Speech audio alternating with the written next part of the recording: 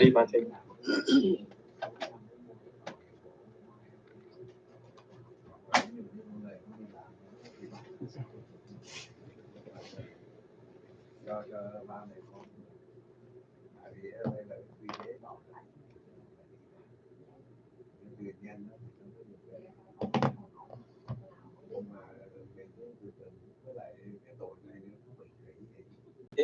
I think we are live now. Wonderful.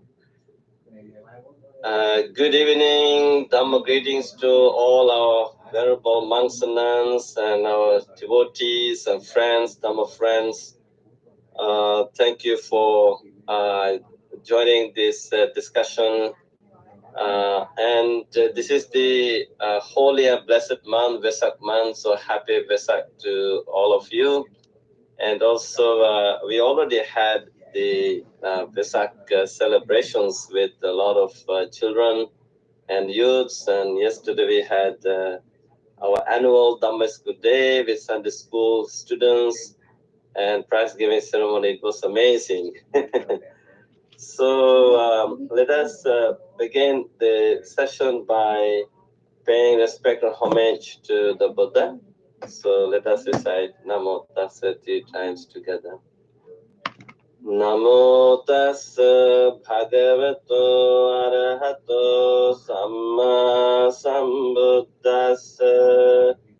Namo Tassa Bhagavato Arahato Samma Sambuddhassa.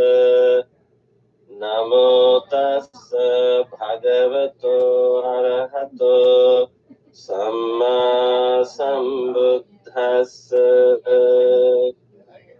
I pay my respect and homage to him, the Blessed One, the Worthy One, the fully enlightened Buddha. Okay, so before we go into discussion, I would like to introduce all the venerable monks and nuns to our audience.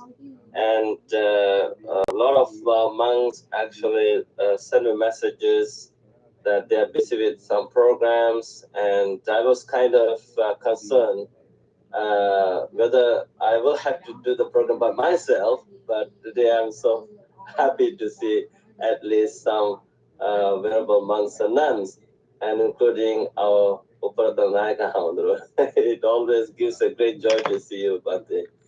So Bhante Uparatana is here with us, and he's from Washington, D.C.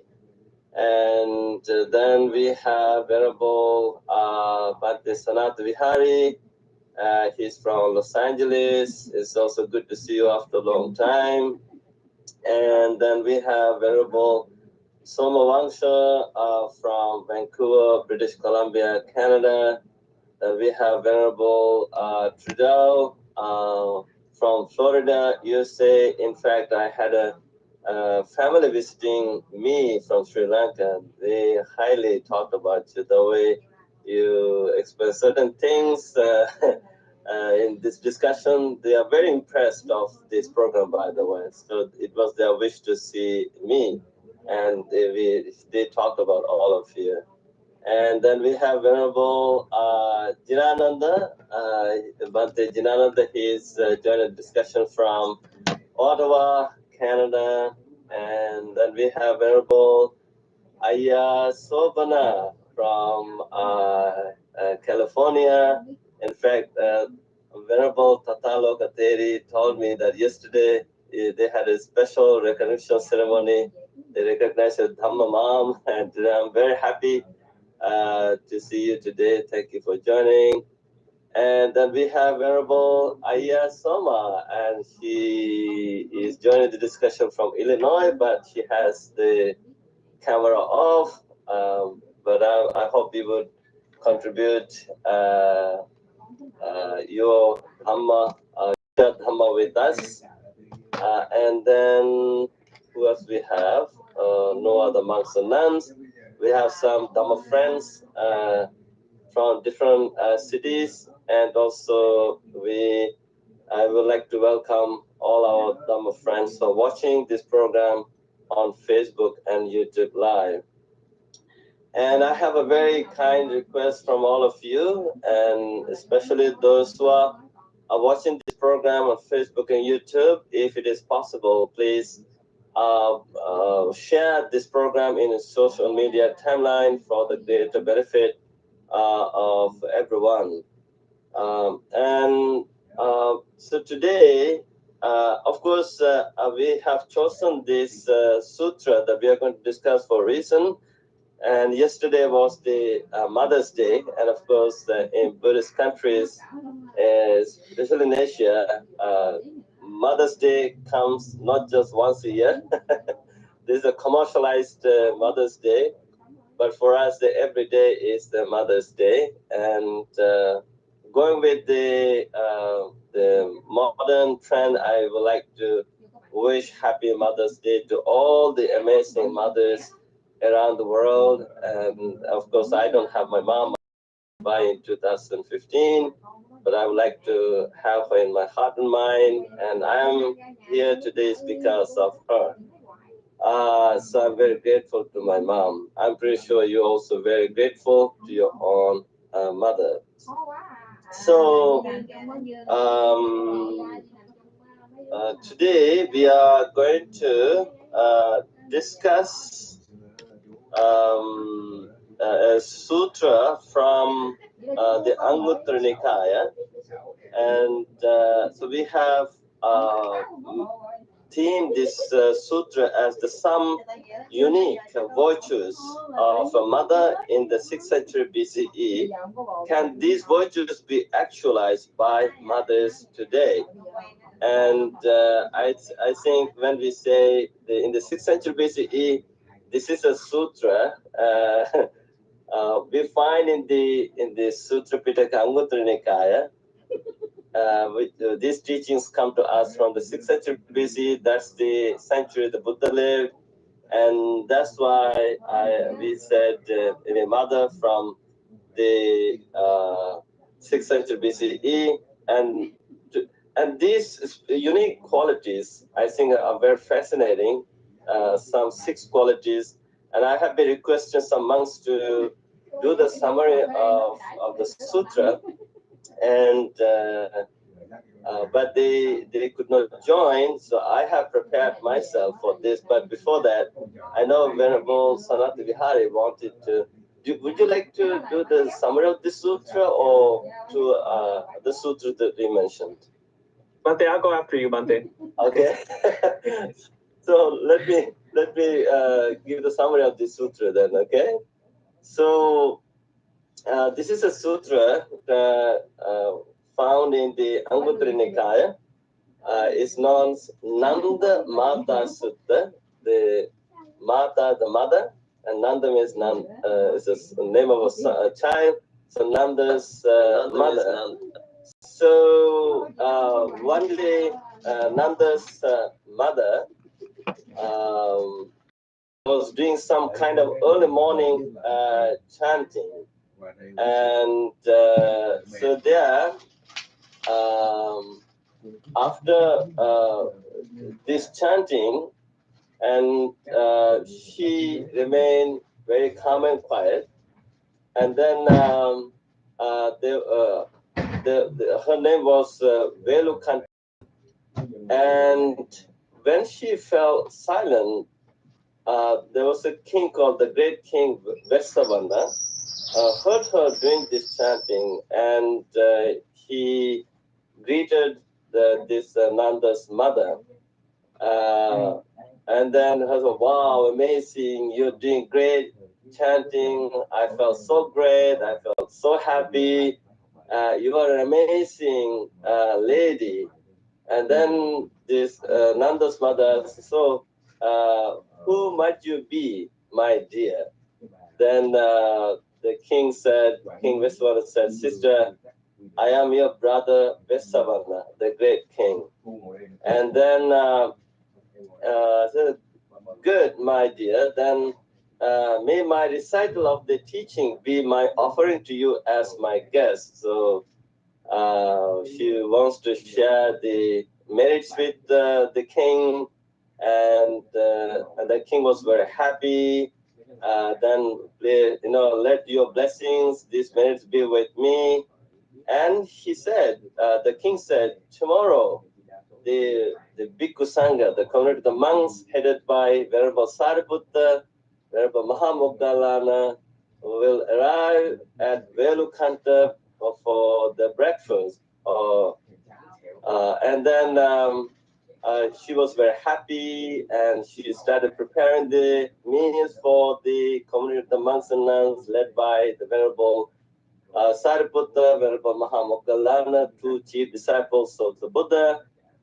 And then when the breakfast was ready, and then she sent a servant to invite the monks, and then someone went to the monastery, said, the meal is ready at my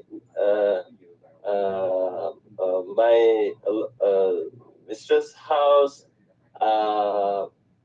So they got ready and came to their house and received the food. And after enjoying the breakfast, then Venerable Sariputta, I think this is what I want to share with you to the screen.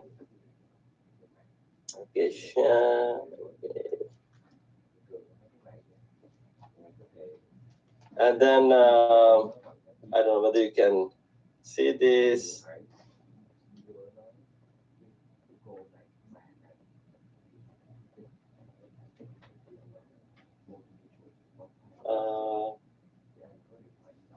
It says, oh, it is incredible, Nanda's mother. It's amazing that you converse face to face with the mighty and illustrious God-like great King Vesavana. Then at that moment, Nanda's mother said, that is not the amazing thing. The amazing thing is that I had an only son called Nanda, who I loved dearly. The rulers forcibly abducted him on some pretext and had him executed, but I can't recall getting upset when my boy was under arrest. Or being being arrested, imprisoned, or being put in prison, killed or being killed. And then the Venerable Sariputta said, wow, that's also great and amazing. Again, then she said, that's not the great thing or amazing thing. I have another important great news for you. Is that when my husband passed away, he was reborn in one of the realms of the spirits. He revealed to me his previous life form, but I can't recall getting upset on that account. Maybe her husband was in a maybe painful or maybe happy place. Maybe she was not upset with that. Whatever he said, she remained very calm and quiet. And then again, Venerable Sariputta said, that's also amazing, that's great. And then she said, it's not just that thing. She continues, ever since we were both young and I was given in marriage to my husband, I can't recall betraying him even in thought, still less in deed. And then again, Venerable Sariputta said, that's also great, that's amazing. But then the lady, Nanda's mother, said, I have another great thing to share with you. Ever since I declared myself a lay follower, I can't recall deliberately breaking any precept. She was observing the 5 precepts ever since she became the follower of the Buddha, disciple of the Buddha. Upasika, she stick to those principles. She did not break them. Venerable Sariputta said, that's great, that's amazing. Then again, the lady continues, whenever I want, I enter and remain in the first jhana, second jhana, third jhana, and fourth jhana. Again, Venerable Sariputta was very happy, and he said, "That's great, that's wonderful. How amazing is that?" And then again, the lady continues, "Well, that not only that thing, uh, of the 5 lower fetters taught by the Buddha, I don't see any that I haven't given up." So that means she is saying that she has attained third stage of enlightenment, that is anagami, non-returner.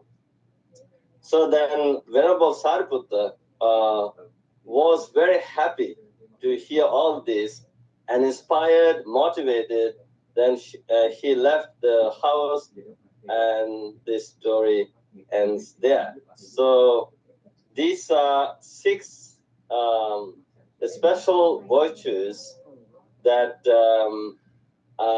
this Nanda's mother had, and I think we can discuss these 6 qualities of like, how could it be possible for her not to get upset when her only child, Nanda, was under arrest, of being arrested, prison, jail, killed, and she was not angry.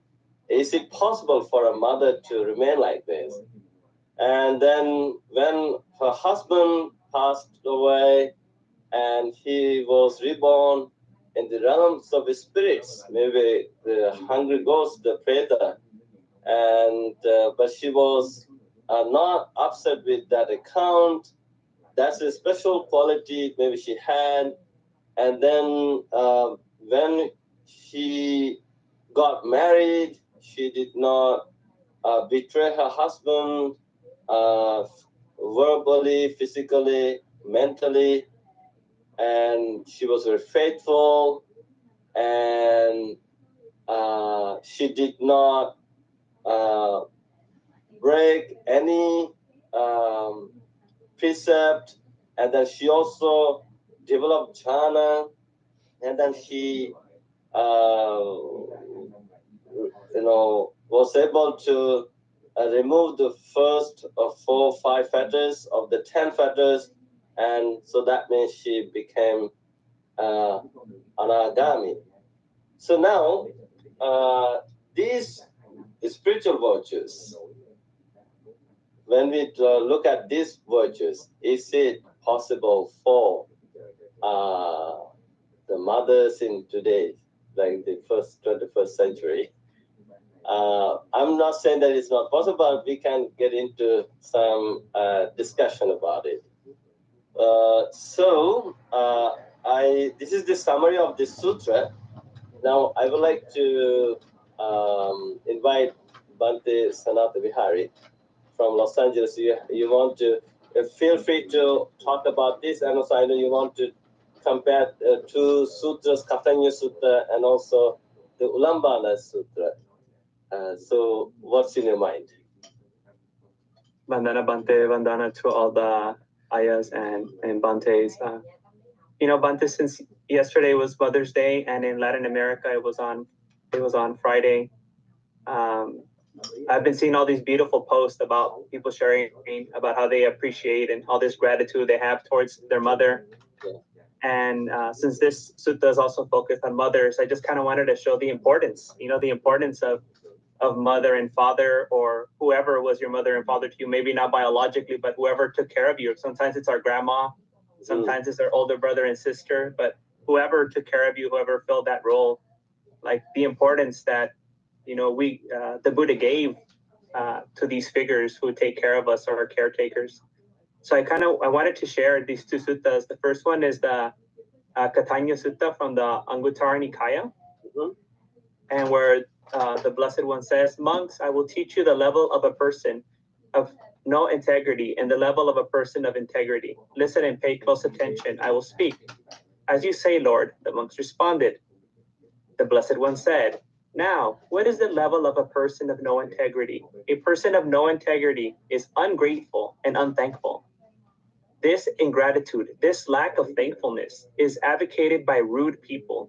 It is entirely on the level of people of no integrity. A person of integrity is grateful and thankful.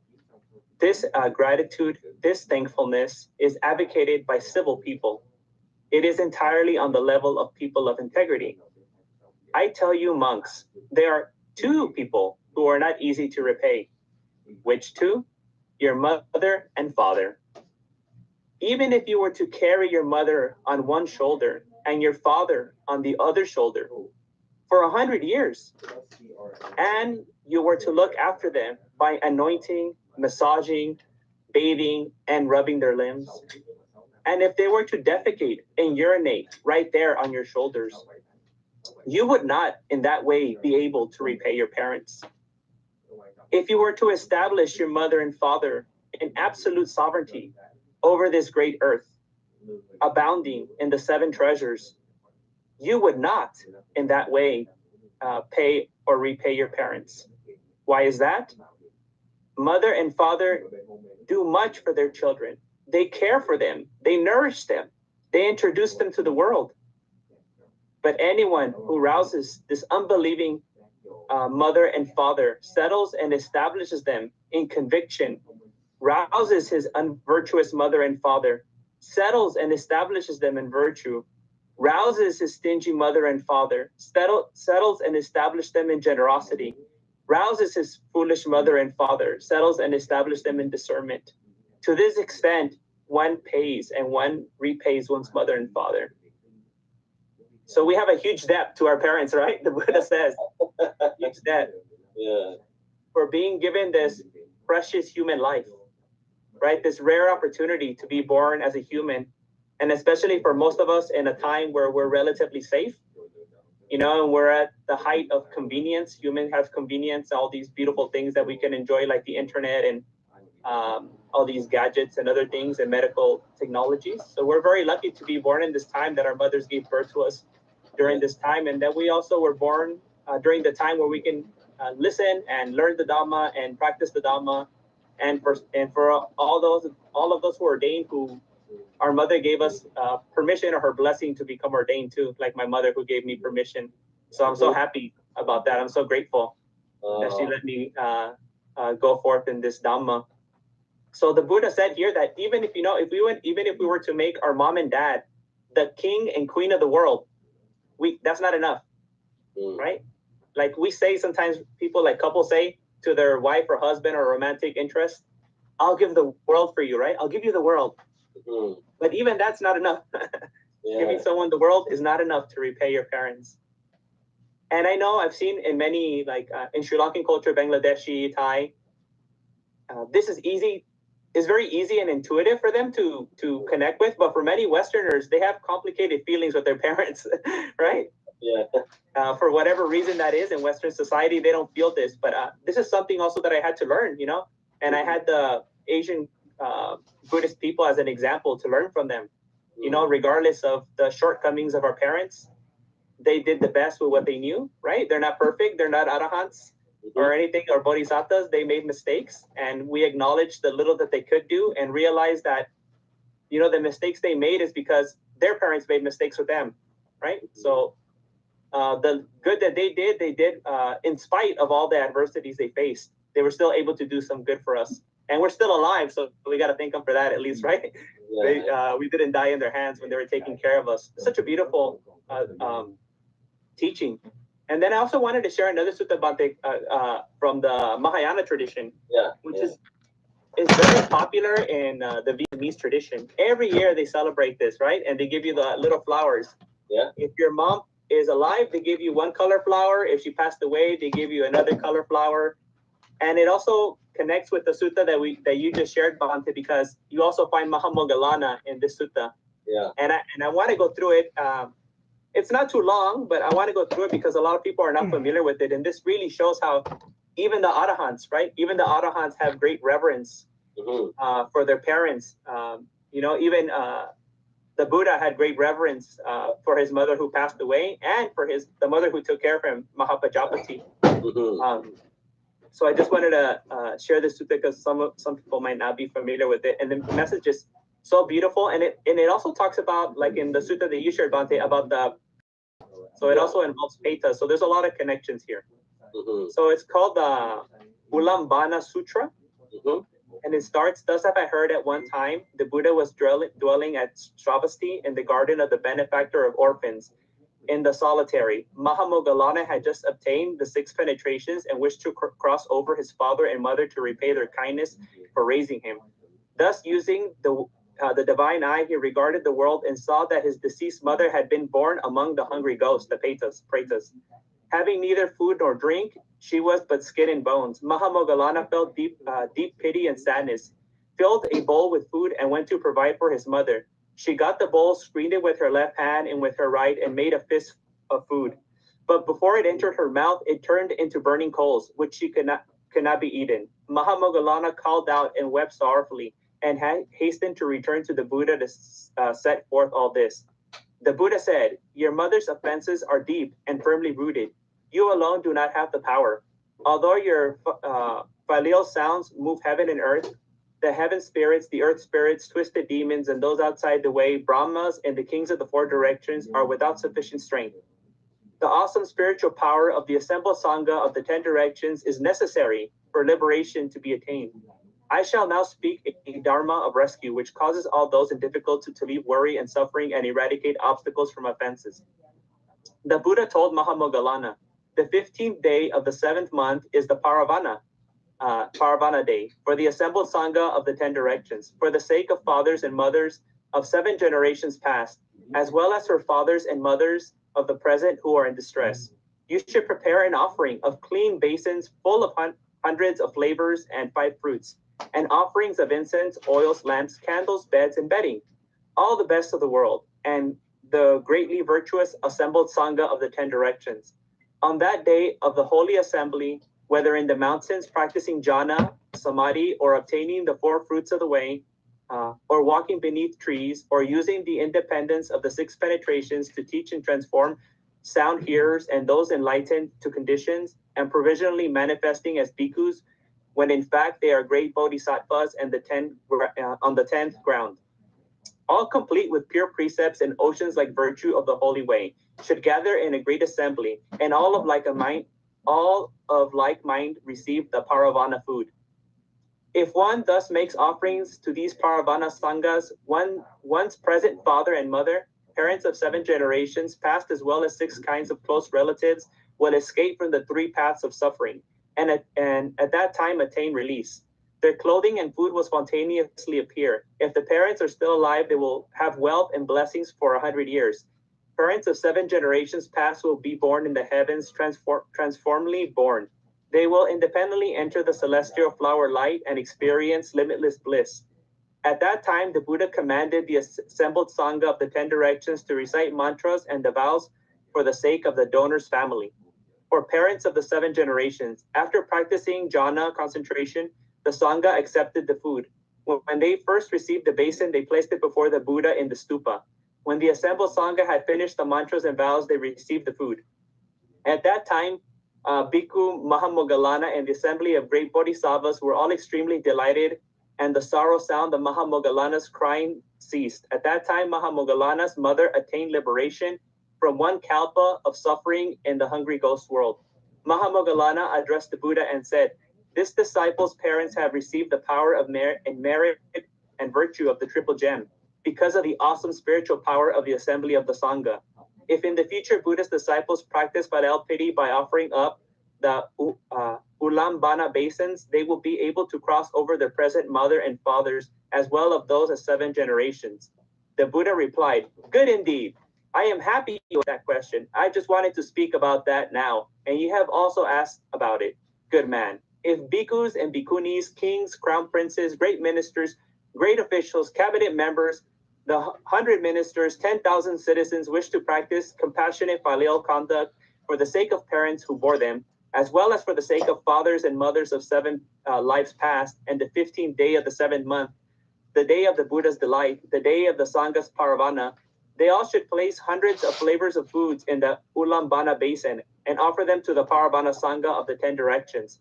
They should vow to cause the length of their present fathers and mothers' lives to reach 100 years without illness, without suffering, afflictions, or worries. and vowed to cause 7 generations of fathers and mothers to leave the suffering of the hungry ghost, to be born among humans and gods, and to have blessings and bliss without limit.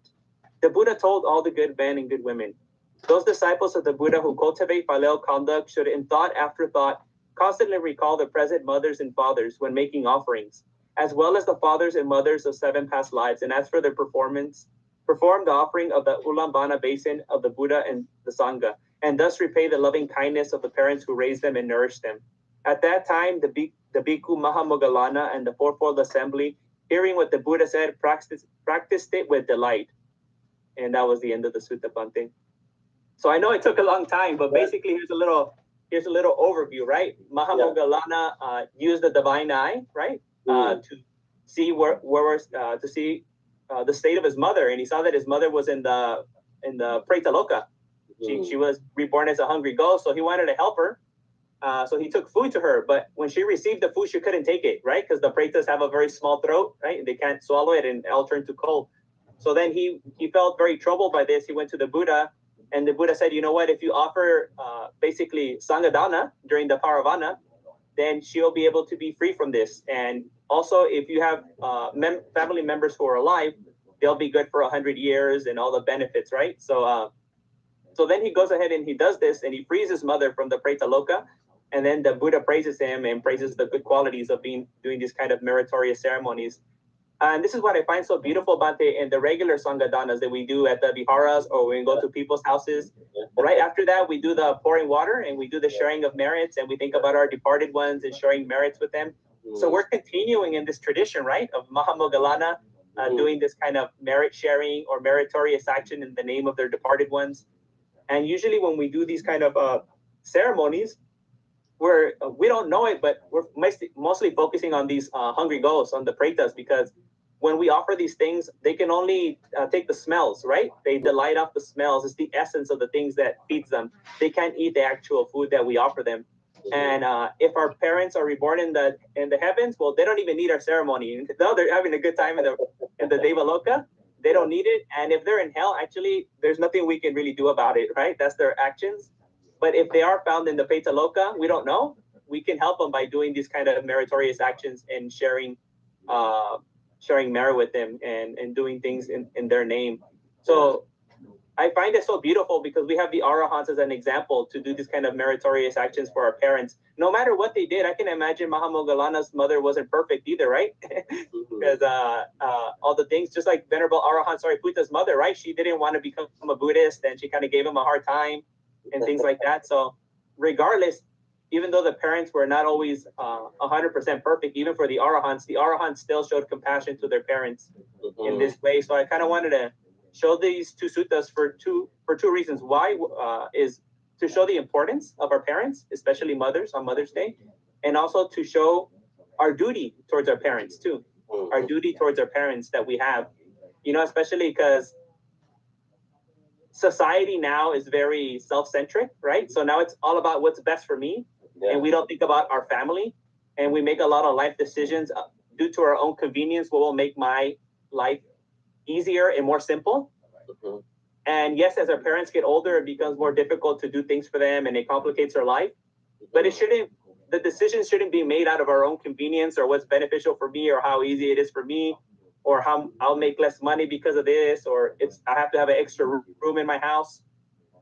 But look, our mothers, even they would wake up in the middle of the night to feed us, right? They put all their personal needs aside, everything, right? They would die for us. We have to return the favor when they get old. Yeah. We have to treat them like our babies, right? We shouldn't get rid of them. We shouldn't outsource, right? Our compassion and our duties towards them, right? Yeah. I say this because that's what I see a lot, and it's so sad because I don't see that in the Asian cultures. Like, it's super taboo. If someone were to do that, Bante in Sri Lanka or in Bangladesh, no one would talk to them in the village. How can you not take care of your mother? They'd be seen as an evil person, right? Like, how can you do that to your mother? So I think we need a little bit of this. We can borrow this from Asian Buddhism. It's such a beautiful thing for the Westerners to take, and instead of sending all our parents to Florida or wherever it is that we send them, nowadays. Bante. Yeah, no, actually, thank you for talking about this Venerable Sanat Vihari. Even today we had a service, a memorial service. And so it's a devoted family. They wanted to remember their parents who said goodbye to them more 25 years ago. And so they also invited some of their friends from the neighborhood, and they were Canadian Caucasian people. They was very happy to see us. So when we talked about this, they were surprised, and they were, in fact, very grateful to me, because I had to explain everything is in English. And so they also felt like doing something like this in loving memory of their own parents. And I said, well, that would be great if you like to do it. Either you can come to the temple or we can come to your house. So just let us know in advance. So I think, of course, we have to. Is maybe it's in Asian culture is highly emphasized looking after the parents.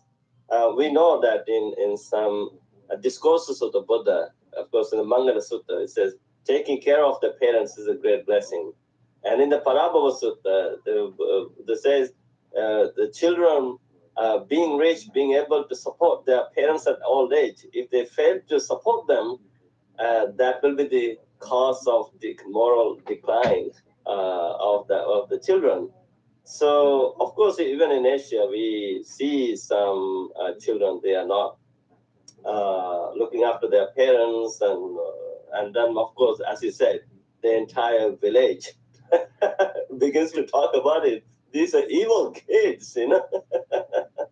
Look, you know, they're rich, they have a lot of money, but they are not even taking care of their parents. So so it creates a very wrong image in their life. So, but there are grateful children, you know, majority, and they take care of their parents. So thank you so much for bringing this to our attention to the Katanya Sutta discourse on the gratitude. And of course, I'm a very impressed of how even your own mother gave you permission to become a monk, and now you're repaying, teaching the Dhamma, teaching the meditation, making them virtuous, become virtuous, generous, developing faith, saddha, and helping them cultivate wisdom. These are the four Dhamma virtues the Buddha highly. Okay. I also repay her by listening to her complain about my other brothers and sisters.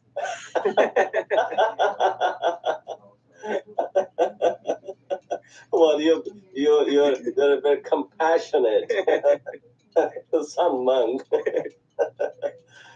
Thank you. So now I want to stick to the sutra, and out of these six qualities that Nanda Mata is talking about, like first one, she was not upset when her child got arrested, in prison, jail, killed, and she also was not upset when her husband passed away and reborn in the Pretaloka. She was not upset with that. And then she did not abuse the relationship. She did not betray her husband. She remained faithful. And then ever since she declared herself as the disciple of the Buddha Upasika, she did not deliberately break any precept. And also, whenever she wanted to enter jhana, first jhana, second jhana, third jhana, fourth jhana, she was able to enter the jhana. And then finally she said, she she gave up. She removed the first five fetters, lower fetters of the 10, becoming anagami. So, what can we learn from these virtues that Nanda Mata is talking about, and how how do these virtues apply to mothers in the 21st century. So I see two hands. First by Venerable Jinananda from Ottawa. Bhante Jinananda. Thank you, Bante Sanfala, for all the nice thing you have started and doing for a long time. And thank you, everyone, for giving such a support for everyone in this group and also those who listen to the discussion later. They are all about wisdom and all the practices we need to adhere to. Yes, it is better for us to look at the points in the sutta to understand what a woman can do and what a mother can do in the Dhamma and Vinaya.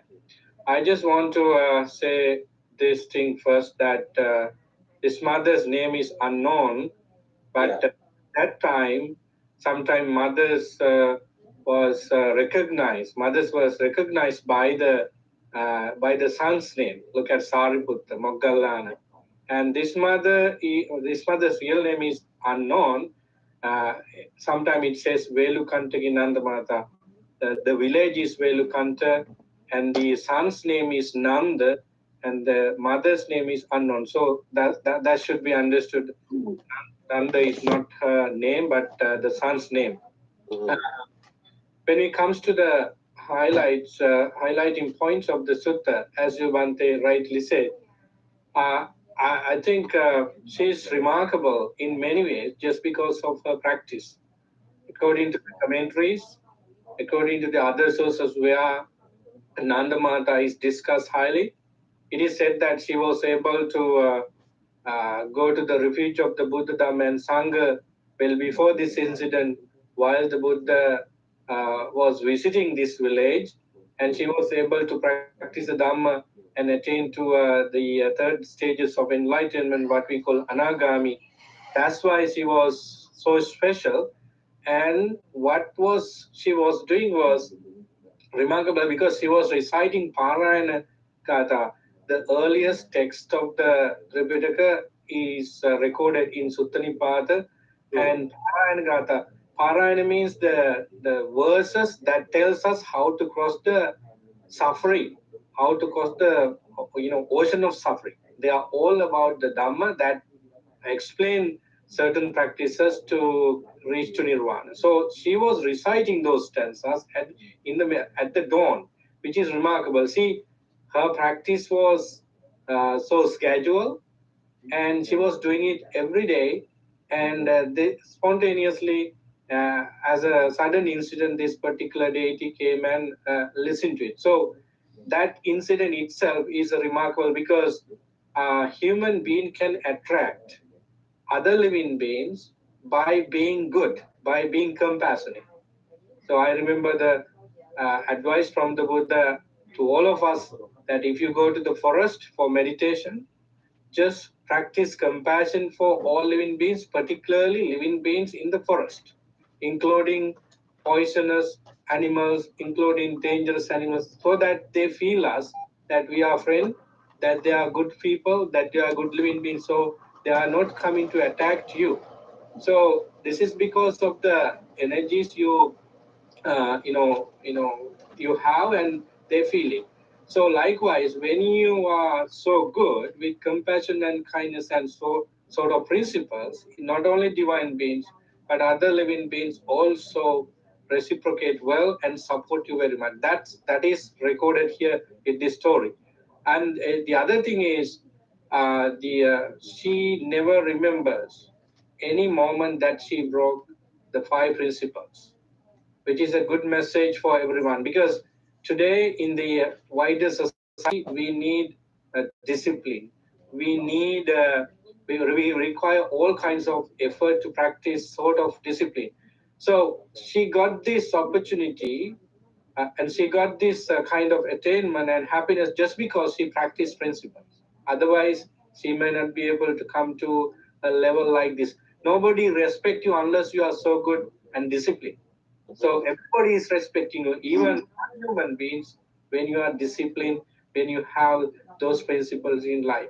I'm not surprised that she could bear the pain and forget it immediately particularly when the only son was killed, when the husband was reborn in unhappy places, just because her mental state. Because everything is impermanent. When you come to the third level of enlightenment, you have passed all these mistakes of your mind, and you can understand everything as it is. So that it's not surprising for us because of a state of enlightenment. But at the same time, he says that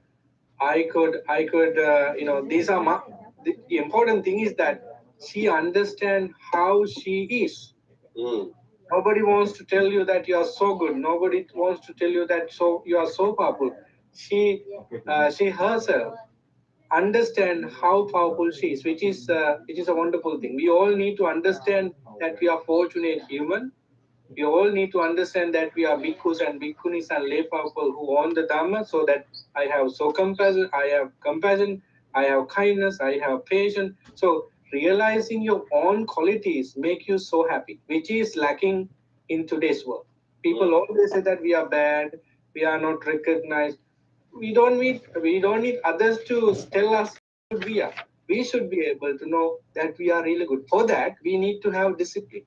We need to own these qualities. So this mother, representing many mothers at that time, even today, tells that I am so powerful. I have no worries of anything because of this, because of that. So I think there are some other highlighting point also, but at the moment I tell this that this woman is a showcase for good mothers and also wonderful mothers. Buddha explained.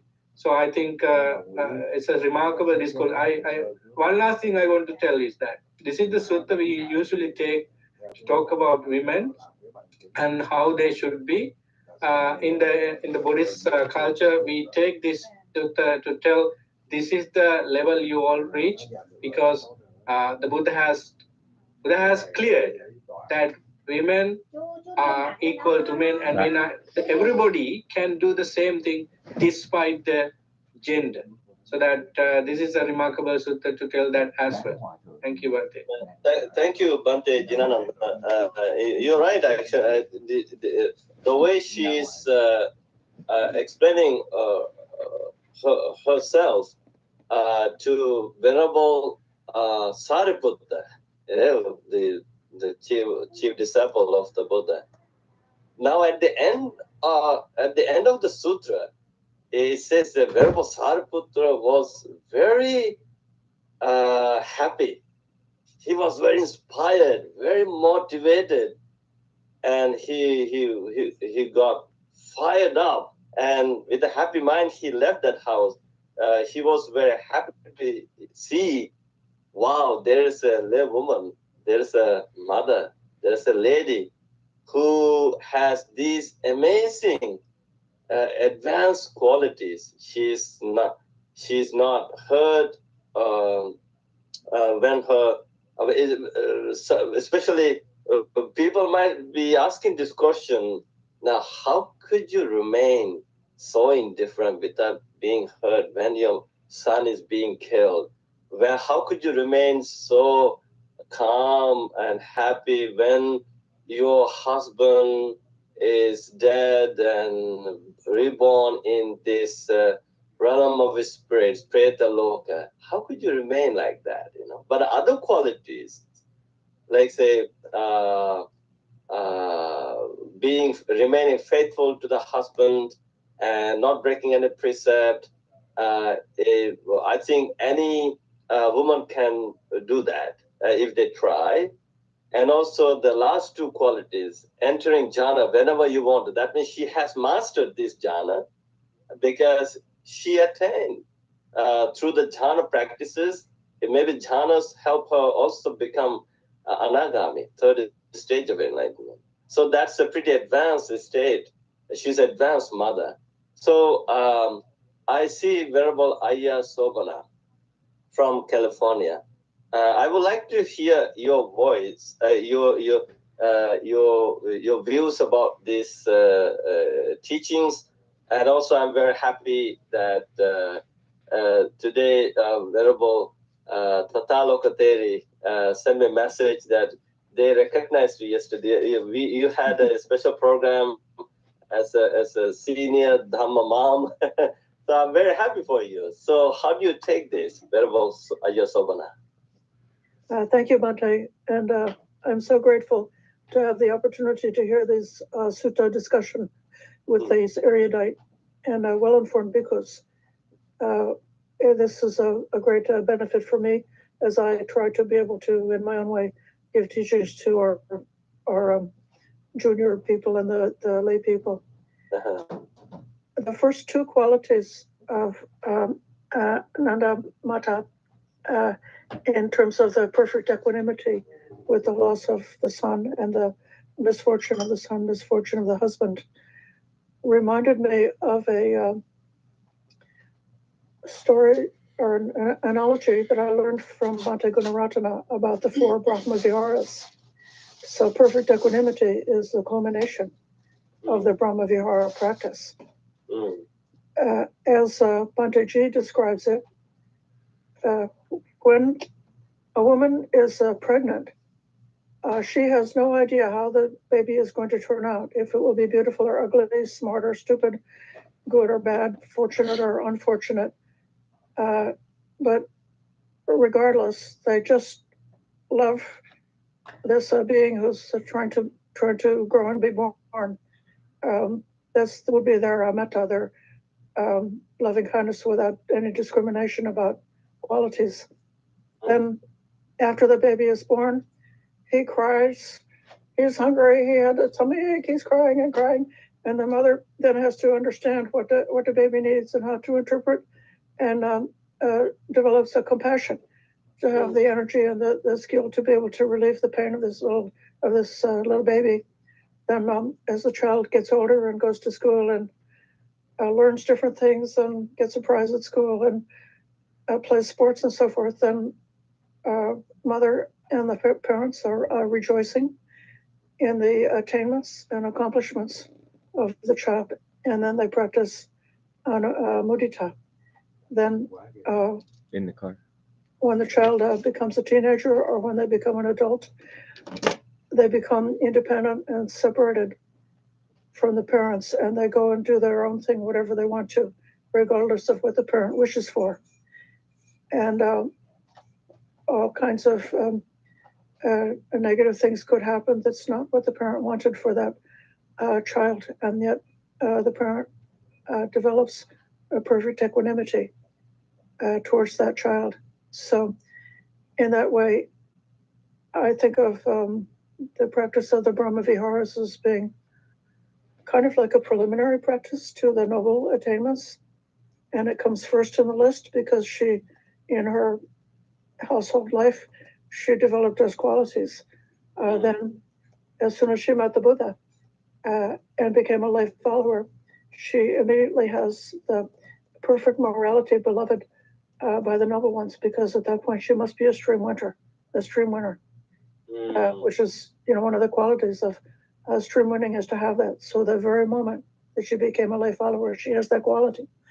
And then subsequently, the practice of the jhana and the obtainment of the anagami. I think the jhana is both a cause of insight or awakening, but it's also the resort of a noble ones where they go for a pleasant abiding. And so it seems like the last qualities are definitely with respect to their describing her different aspects of her noble attainments. Yeah, so thank you. I think upekha is very, very important quality virtue, and not emotionally reacting to what's happening, and even that's a pretty advanced quality that a person could have. And even now I have a question for all of you. Now, of course, here we are talking about the mother in the 6th century BCE. who was not upset with the execution of the son and the death of the husband. Can you recall, or have you ever encountered any woman in modern time after facing all these unpleasant events, they remain equanimous?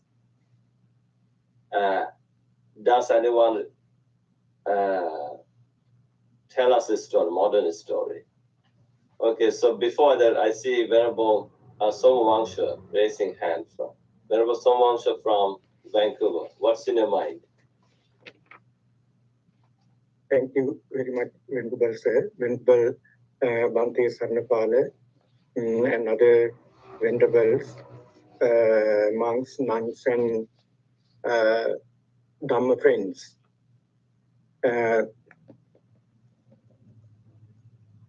The topic is very important. Nanda Mata Sutra is very important because yesterday, our Mother's Day, we must remember, especially we must remember Buddha's mother.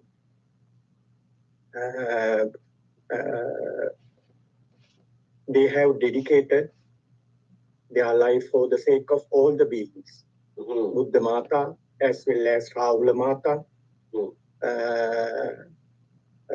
Nanda Mata is also a very important mother.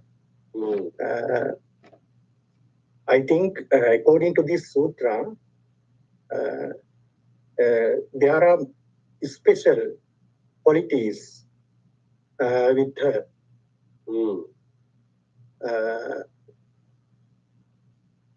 I think according to this sutra, she can communicate with gods. She can communicate with gods. That's why the one of the gods comes and communicate with her, announce about the monks. Yeah, King Vesavana. That's why Venerable Sariputta was very surprised, right? Yes. That is why Venerable Sariputta was surprised. She knows our arrival. Other one is, I would like to talk, Venerable Sir, about this Nanda Mata's is very special quality, one of the quality of this sutra. That is, when we all know mothers are very concerned about their children.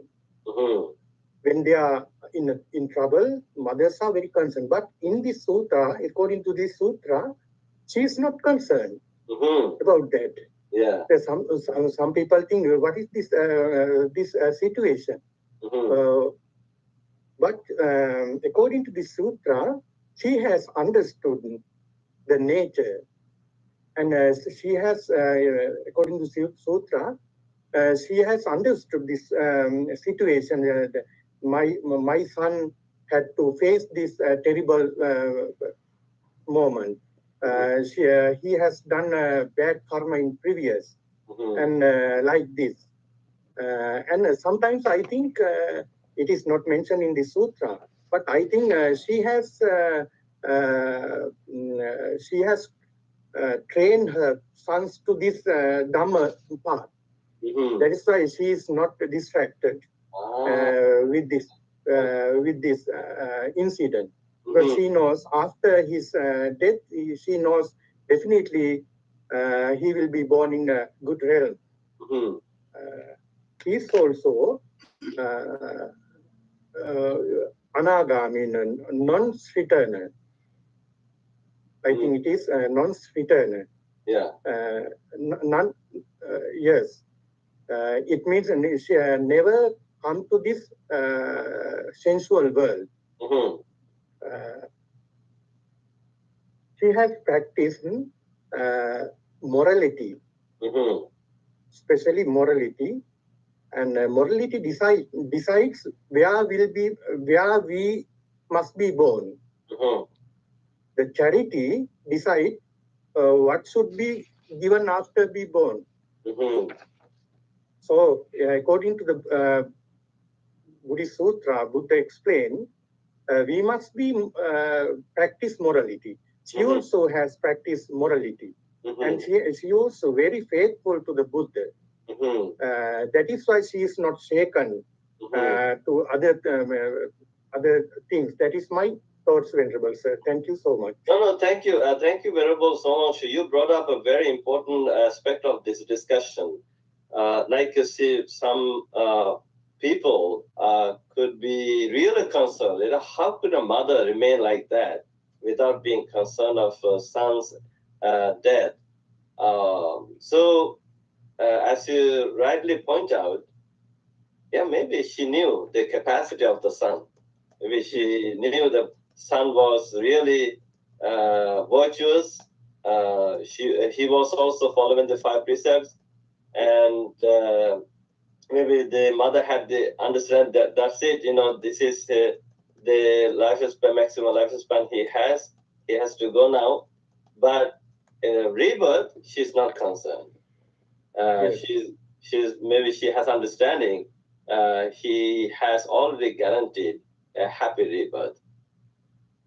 So that's an important aspect of this discussion you brought up. I'm very grateful to you. Thank you so much. Thank you. Now, I see Venerable Fidel. So what's in your mind? How do you read this sutra?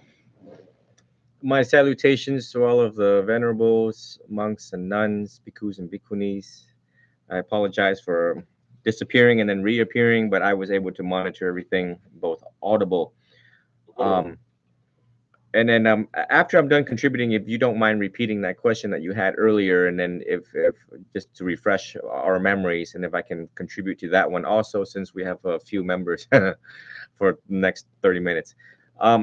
The the sutra here, I'm a little bit in the middle with this. Difficult to lean towards a side because I'm looking at it from a clinical aspect, the social work clinical aspect of what the current present mothers are doing today versus thousands of years ago, even 100 years ago, and even decades previous to today's date. And because the sutta talks about rebirth, I just wanted to see if I can put all this together in a short, concise context for everyone. So in my 18, 19 years of clinical experience in social work, law, and medicine, and in medicine we study biology and even IVF, which is in vitro fertilization. I'm not even saying it right, but anyone can Google IVF.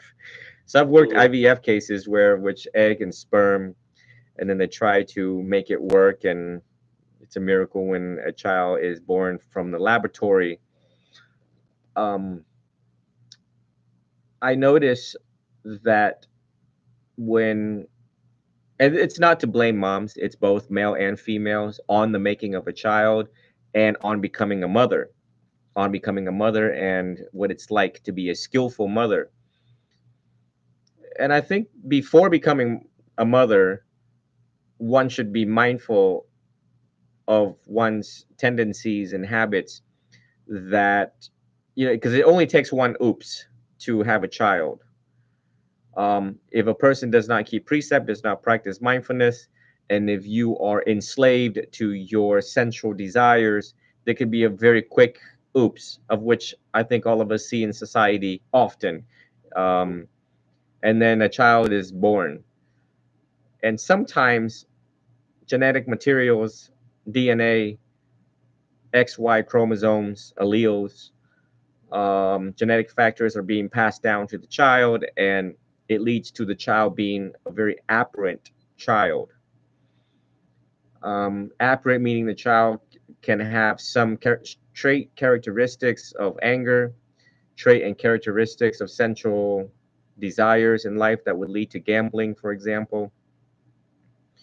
I'm meeting moms nowadays here in Florida And I see the mom and I see the child, and I'm making the connection as I'm trying to achieve instant insight into the nature of what's happening here. Why people are divorced at such a very high rate, and why is the child behaving like that and not at peace. And then the mom is also not at peace, and the mom is moving 100 miles an hour, so the child is moving 100 miles an hour. And they keep on coming to me and they're asking why and how can I be mindful and peaceful? How do I teach my child to be mindful and peaceful? And I tell them, it's a very short answer. That is, we inspire our children by and through our own change as mothers. And the flip coin should also be flipped towards fathers also. I just don't want it to sound like I'm targeting moms after Mother's Day from a young monk. And you know, so the rebirth, the clinical context of the word rebirth, birth of a thought, death of a thought, birth of an emotion, death of an emotion, birth of a child, and subsequent passing away of that child is impermanent. And what you do here after what you do after having the child determines the accumulated karma you're going to receive as the mother that you are, the skillful mother that you are, or the unskillful mother that you are. If someone has an oops and they become a mother because after an oops, and I get it, go to the movie theaters and it's dark at night and then you go home next morning, you're pregnant. I get it. But if that happens, then one should know that, okay, I made a mistake. It's time to renounce. It's time to veer towards the Dhamma, take the precepts, and I need to figure it out what my tendencies are, what my child could and may behave based upon the causes and conditions of my past, um, and try to fix as many as possible to cushion the fall and to alleviate some of the karmic effects that could be passed down genetically. It's complicated to understand this whole process that I'm explaining, but it has to be done. Then, if the child is the way that the child is, and sometimes there is no fix and no cure, then the mom has no choice but to return back to her own practice and not to be so attached to the child. And hopefully, you can inspire. That's tier two. Tier one is to do what I just said above, and then tier two, which is the second prong, is to now return back to one's practice and to master that practice. And in this sutta, I wanted to freeze and highlight a sentence that was so beautifully written. And it says that it's incredible, Nanda's mother. It's amazing that you purify even the arising of a thought. And so when the mom turns back inwards into her own practice, I hope that she will inspire thousands of people, being the light of wisdom by purifying even the arising of any unwholesome thought in the woman that you are, in the mother that you are currently, and in the sister that you are, and even grandparents. And I think that would be such a miracle and a blessing to see a person who can carry themselves and can be that mindful. They will inspire the whole room, light up the whole room, and the entire family could adversely be influenced heavily. The value of the Dhamma, and the Dhamma kind of speaks for itself by and through the woman who has purified her thoughts.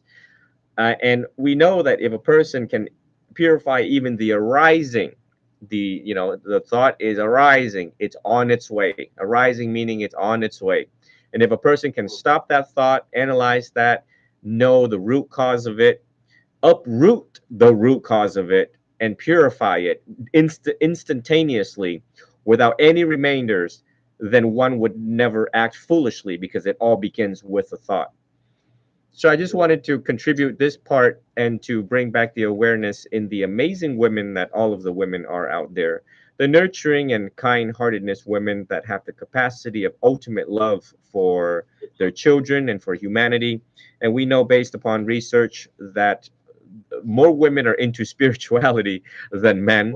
So we have a lot of viewers who are women out there, and you all have the capacity to achieve enlightenment. And I assert that you can achieve enlightenment quite fairly quickly. Women are incredible human beings, and we need more enlightened women nowadays than ever before to set the tone and to lead by examples and to be more wonderful Dharma mothers out there. And so I'd like to conclude this part of the sutta. I personally forgot the question that you asked earlier because I was trying to put this together. What you said is very interesting, very important. It's actually in line with the sutra that we already discussed. Now, of course, purifying the mind, I say, is very important. Purifying the thought is very important. Like here, even Venerable Sariputta acknowledged that. Wow, that's amazing to hear from a laywoman who is practicing Dharma in this capacity. Plus, in a modern time, I know we have a devotee, even Bhante Jinanandan knows her. During the COVID time, her daughter, who is a medical doctor living in California, she died from COVID. And the following year, her other daughter, who was here, got diagnosed with cancer, and then she wanted to go. She did not want to suffer, and she made the decision to go for the assisted death. And the mother was there. We were there doing chanting to give to alleviate her pain, but her mother remained very calm. And then after that, she had only the son, and for the winter time, the son took his own mother to Sri Lanka. They landed in Sri Lanka at the airport. I think he wanted to get a SIM card, and then he collapsed. Now, within 2 years, she lost her 2 daughters, her only son, all the children. And then here we were kind of concerned, and we call and they said, "Are you okay?" But she managed to remain calm, still smiling, without suffering. And we monks were talking about her. She must be pretty advanced in Dhamma practice to remain like that. Even when she came here, of course, we performed the dana ceremonies to transfer merits. And even now, even before that, children's death, she devoted her life to the practice of Dharma. Now she have formed a group of Dharma practitioners, and they are actually daily practicing meditation virtually with Bhante Jinananda. And now to see a lady, a mother like that, losing 3 children within 2 years and remaining calm, with understanding, with upekka, as Venerable Ayya Sobana pointed out, and she must have, but she did not claim to have the ability to enter jhana whenever she wants to. Maybe she had. She did not claim to remove the lower 5 fetters or becoming anagami, but she's committed to the practice of Dharma and still continues and encouraging others to do the same practice. And I see Bhante. I just wanted to bring your attention to that story. She's still here, by the way. So now as I was reading this sutra, it reminded me of this devotee of our temple, Bhante Jinananda. What's in your mind? Yes, Bante, thank you very much for telling that story to our friends. She must be a living example. Yeah.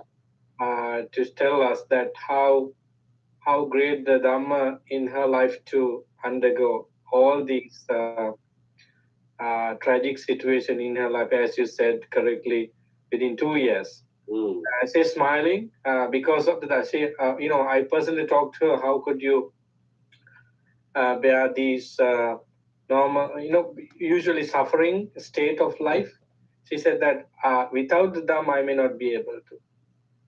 Has absorbed the Dhamma very much so that she can see the uh, conditions there for them to die because they have born to this life, and at some point they have to die, and that is their karma uh, for them to die. So she has seen all the stages of their life from the birth to death, so that she's in a state of understanding that this is life. So that's marvelous. When you see living examples of such Dhamma, you're fascinated. So thank you very much for telling that story.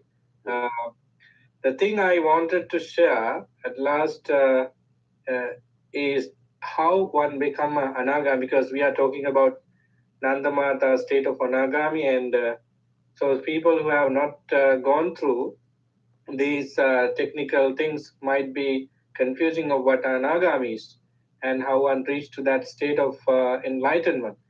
Um, with regard to cutting off of piles of uh, you know craving, the Buddha has clearly mentioned that it could be done stages by stages, and when we come to the whole akusala or unskillfulness, we can divide them into 10. So starting with self view. If you don't mind, Bante Jananda, can I bring the chart to the screen so that we can go through it one by one? Yeah. Okay. Okay, continue. I will bring it here. Yes. So the first, these 10 fetters is called 10 fetters, which bound us to the cycle of suffering. When you try to attain to enlightenment, we can consider that there are 4 stages. First one is stream entrance, Sotapanna, and the second one is uh, Sakadagami, once returner, and the third one is Anagami, never returner, non-return is called non-returner, and the last and the fourth one is full enlightened beings called Arahant. So, as Bante show here, these are the 4 type of disciples, and what they do to enter into the first stage is cutting off of first 3 fetters. Their identity view or self view and doubts, and also attachment to rituals or wrong practices and rituals. So when you uh, destroy completely these 3 fetters, you enter into the first stage of enlightenment, called Sotapanno, extreme enterer. And when you destroy these first 3 fetters and also uh, you know remove the gravity part of sensual desire and ill will in the fourth one and second one, you are going to become a sakadaga, which is called once returner, right? When you go to the second stage of enlightenment, you have to cut down the first 3 completely and try in a matter of understanding. If I say this, you have to cut off the 75% of sensual desire and ill will. So then you become a once returner. And when you go to the third stage of enlightenment, which we call non-returner or anagami, you have to cut down all the 5 lower fetters, identity view, doubts, ritual, attachment to ritual, and also sensual desire and ill will. So Nandamata and many lay disciples and also bhikkhus and bhikkhunis reach this stage at the time of the Buddha and even later period. Even today, there may be people in this stage, in these 3 stages. So you can see now Nandamata, managed to destroy these three fetters through her trading on morality, concentration, and wisdom after meeting the Buddha, after listening to the Buddha of her own. And that's why she was so remarkable. So that's why she was having so skillful qualities to attain to Fojan at will, even. So this is how one could actually try. And then if you look at the Arahant, so the full enlightened being means he actually to reach to that stage, one has to destroy the other higher fetters, the material rebirth lust and immaterial rebirth lust. They are called Ruparaga, Ruparag in Pali, and conceit, mana, and restlessness, mana, uddhaja, and finally ignorance. So to reach to the level of enlightenment, now we know that we have to do certain practices. Of course, the Noble Eightfold Path is the stream of practice we need to do to reach to any stage of enlightenment. And you feel that you are in that state when you enter into. So I think this is really good, Bante, for showing this. And I think this is what we need to focus. Actually, to be a real Buddhist, to be a steady, strong Buddhist, these are the stages we need to focus. Three mentor, one returner, non-returner, and arhan. These are the title we need to win in the entire teaching. Thank you. So thank you, Bhante Jananda. Actually, today, as I was communicating with other monks, normally I invite, excuse me, the monks to do summary, but they were not available. So I wasn't sure who was coming and joining the discussion. So I thought, okay, I had to do this by myself. I need to prepare. I prepared myself to explain and all this. So now the last stage you talked about is amazing how a person become anagami. Now this Nandamata also talks about the jhana.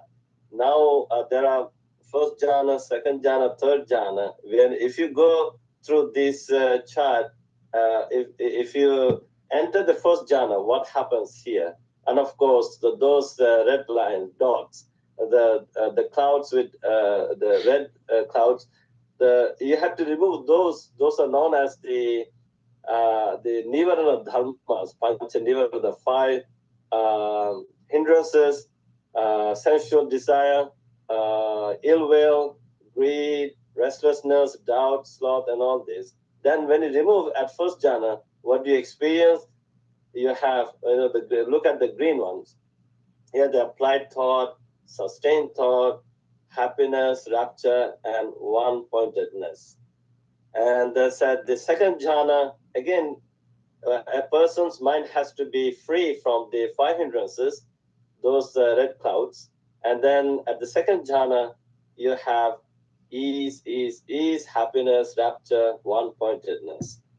And the third jhana, again, by removing the five hindrances, all you have is just ease, and one-pointedness. And the fourth jhana, again, you have your mind like very still with one-pointedness. So to have a better understanding of the four jhanas, this is something that you can reflect on. And then I found a very beautiful chart of Ajahn Brahm, like when the method for jhana, a visual guide. So then, of course, you had to sit down for meditation. Then you have the present moment awareness. So that is to sit without past and future. Then you have this silent present moment awareness, to be present without any thought. And then you have single pointedness, that is to be silently aware of the breath, and then continuousness to accompany the breath moment to moment without any thought, any distractions. So this is how a person enters jhana or develops jhana. So this is something I wanted to share with our audience. So, is there any last point? I know there are some nuns actually, Bhikkhuni Vandana and Ayya Soma. And do you have anything to share with us, any of you?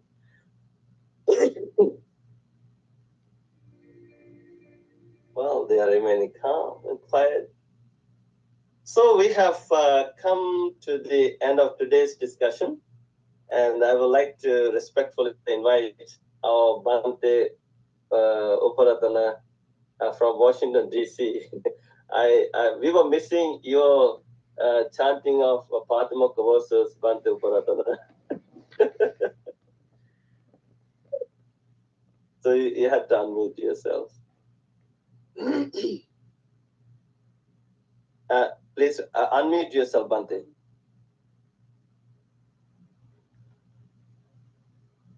Okay.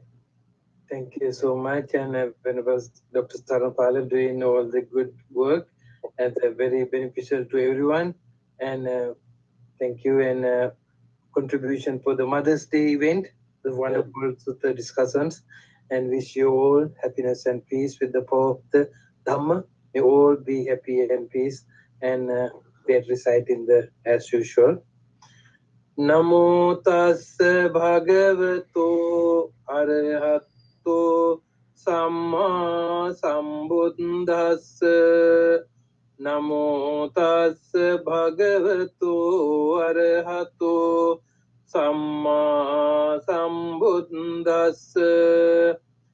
Namo tassa bhagavato arahato samma sambuddhassa.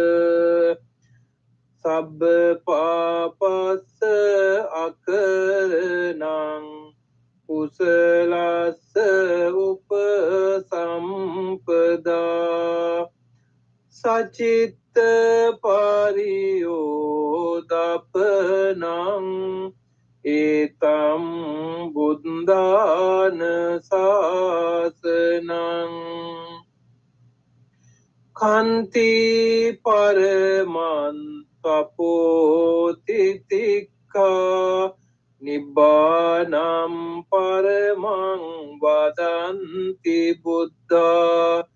Nahi pabjito parupagati samano hoti parang vihetayanto. Anupavado anupagato pati mokhe cha sangvaro. Matanyuta cha bhattasming bhantancha sayanasanang. Adhicitte ca ayogo etang buddhana sasanang. Sadhu, sadhu, sadhu. Thank you, Bhante Uparatana, for beautifully reciting these Patimokkha verses for us. After a long time, I feel very happy. So thank you. I'm very grateful to you. And also I'm very grateful to all the venerable monks and nuns who joined for today's bi-weekly sutta discussion. In fact, today we had the 78th bi-weekly discussion, and I feel very happy for being able to run this with your help, your support. And without you, this is not possible. So I'm wishing you nothing but all the blessings of the Buddha, Dhamma, the Sangha for your good health, long life. And also may Devas, celestial beings, continue to protect and guard all of you and all our Dhamma friends who watched this program today with the divine blessings for your health and safety. Sabbe satta bhavantu sukhitatta. May all sentient beings be well, happy, and peaceful. With this loving thought in mind, I would like to conclude today's 78th bi-weekly discussion. and I'm hoping to see you all in 2 weeks' time for Vesak discussion. I will try my best to invite some prominent monks. If they are free, they will join. But I'm looking forward to having your presence. So I would like to wish you good night from Toronto, Canada. Be well. Bye bye.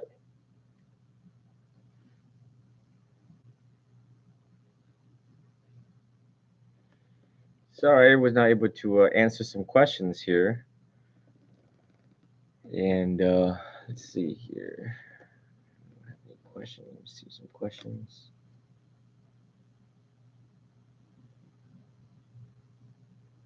I'd like to invite everyone to my YouTube, where there's an extended talk on YouTube and teachings, link tree on how to meditate. I'm gonna wrap it up here at the office. Still got a lot of paperwork pending over there. I had to disappear a little bit earlier, so that tells you just how busy I am on a Monday. So I need to attend to that. If I can get everything finished, usually I reappear again at like 11 o'clock at night to continue serving all of you and answering your questions. So again, thank you all for being wonderful listeners in tonight's Sutta discussion. If you're just now joining, you all can visit the YouTube and all of the live stream on the previous platforms. I'll be publishing that right now. Okay, may you all be well, be happy until the very next time.